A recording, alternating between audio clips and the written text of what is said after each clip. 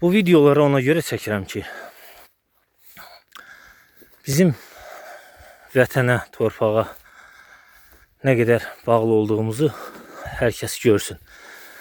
Biz vətənimiz üçün darıxırıq, vətənimiz üçün ağlayırıq, vətənimiz üçün canımızdan keçməyə hazırıq. Biz vətənimizi istəyirik deyəndə bizi qəribsizliyə salırdılar. Baxın, uşaqlığımızın qoyun keçi otardığımız, hündüşka otardığımız, quzu çəpiş otardığımız dərələridir. Bax bu dərələr. Bunu necə sevməmək olar? Bu gözəlliyi, bu möhtəşəmliyi, bu həyatı, bu təmizliyi, bu saflığı, bu həyatı necə sevməmək olar? Baxın, qartala baxın, göydə uçan qartala baxın. Baxın. Görürsünüz.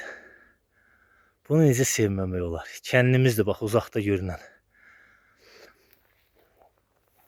İnsan digər canlılardan fərqli olaraq əmək qüvvəsidir, işçidir, iş axtarır, çalışmaq istəyir.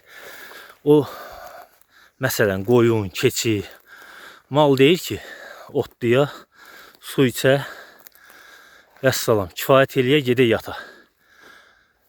Ona görə də insanlar bəzən qayıtmağa tərəddüd edirlər. Ömrünün 35 ilini çətinliklərlə, məşəqqətlə şəhərdə bir iş tapıb işləyən insan gələndə kəndə, burada iş tapıb işləyə bilməyəndə təbii ki, narazı qalır, hər hansı məsələyə etiraz eləyir. Bu da onun ən doğal, ən necə deyirlər, təbii haqqıdır. Amma zaman gəldikcə dövlət və millət olaraq əl-ələ bu problemin də ötəsindən gələcəyik və millətimizin hamısı arzuladığı, can atdığı bax bu gözəl yurduna, yuvasına qayıdacaq. Bir şəkildə dəyər yaradacaq, işləyəcək və bu torpaqları yenidən canlandıracaq. Buna zərrə qədər şübhəm yoxdur.